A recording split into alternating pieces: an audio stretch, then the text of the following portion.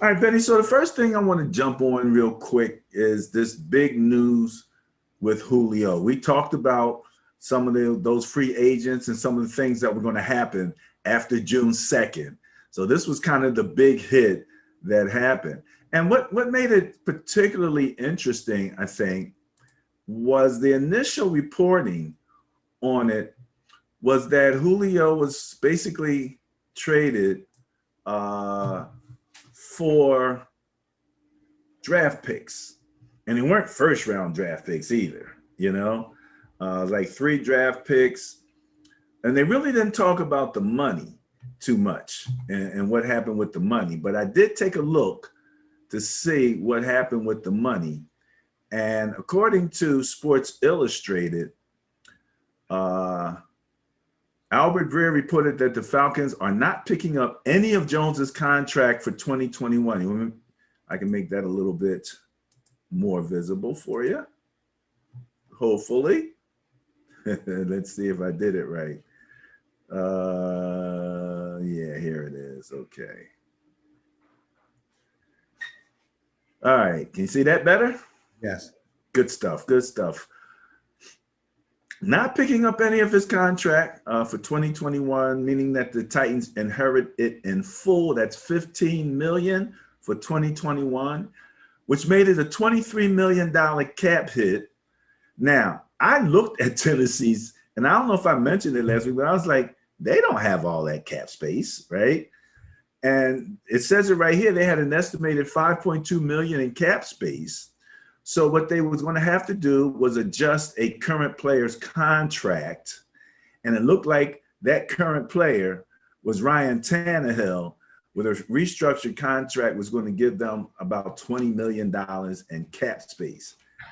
It's funny, in the age of Aaron Rodgers being pissed off about not being consulted, I wonder how much Ryan Tannehill was pre-consulted. I didn't hear any complaints, didn't hear anything like that. But that just seemed to be a trade that made it a big assumption. Well, I'll say this. I don't know that they needed to consult with him. I mean, it was pretty clear that after the great season that Corey Davis had last year, and then they lose him in free agency, that they needed somebody on the other side to complement A.J. Brown. And once this thing started to develop, if they went to Tannehill and said, hey, listen, we got a chance to get Julio Jones, what the heck is the guy going to say? And then if they say, guess what? We got a chance to get Julio Jones, but we're going to need you to restructure your contract so that we can pay him, what the heck's the guy going to say? Well, I mean, what he's going to say is no. Why? I mean, why would he say no? It doesn't make football sense. But what I'm saying is, in terms of the type of respect that Aaron Rodgers is talking about, being consulted and everything, I would think that they would have talked to him in advance and said, look, we have an opportunity to get, how do you feel about that? Would you work with us? And if he says, yeah, it's all go. And you know that you have his full positive. Aaron Rodgers is looking for something a little bit different and a little bit more. Aaron Rodgers wants them to come to him and say, this is who's out there. Who do you like? This is who's out there. Who do you think fits our offense the best? Should we get a slot receiver or another wide guy?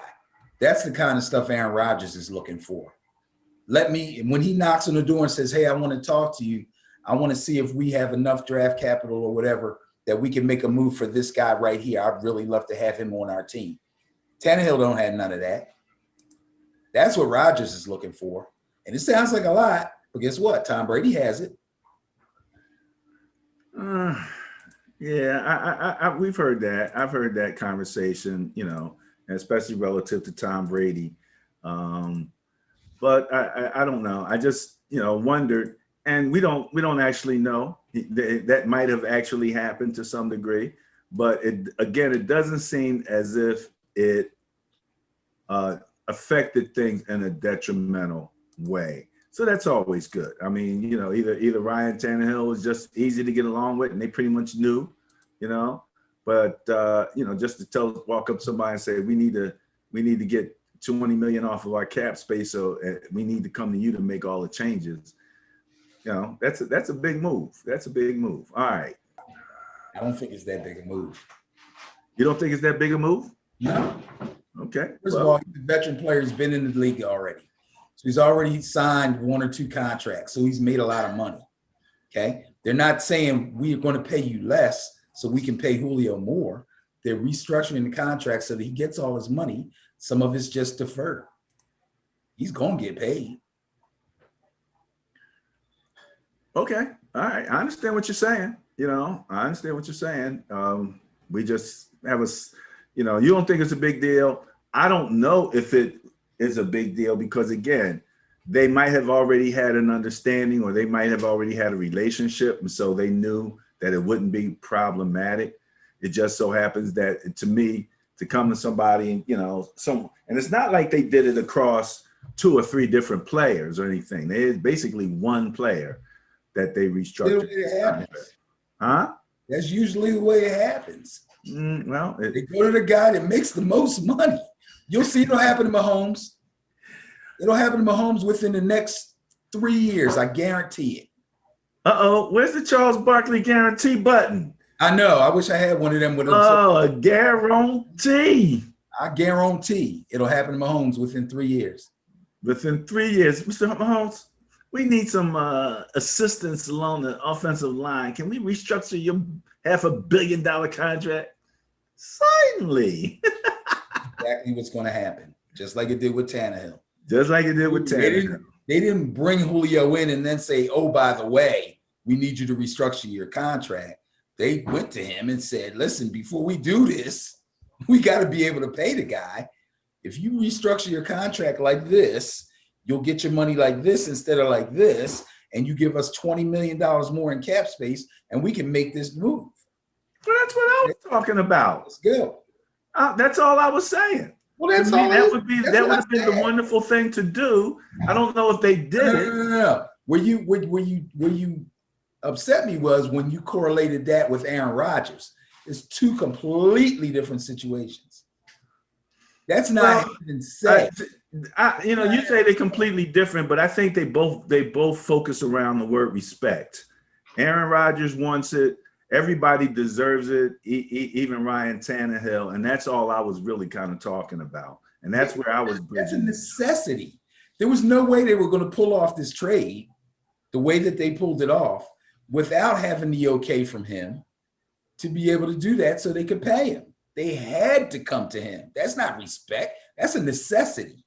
Yeah, but to come to him, if you had never mentioned Aaron Rodgers' name, we'd be talking about something else right now. To come to him beforehand, not just come to him beforehand. They had to come to him. That's not respect. Okay, great. That's what we're talking about. That's not respect. That's a necessity. There's only one way we can get this guy. We need you to restructure your contract. Are you willing to do it? Yes or no? If he said no, Julio Jones would not be on the Titans right now. He said yes. So Julio Jones is on the Titans. That's not respect necessarily. They had to do that. Nobody else makes enough money for them to be able to do that to get him on the team. It's different. It's completely 180 from Aaron Rodgers. Okay, let's leave that there.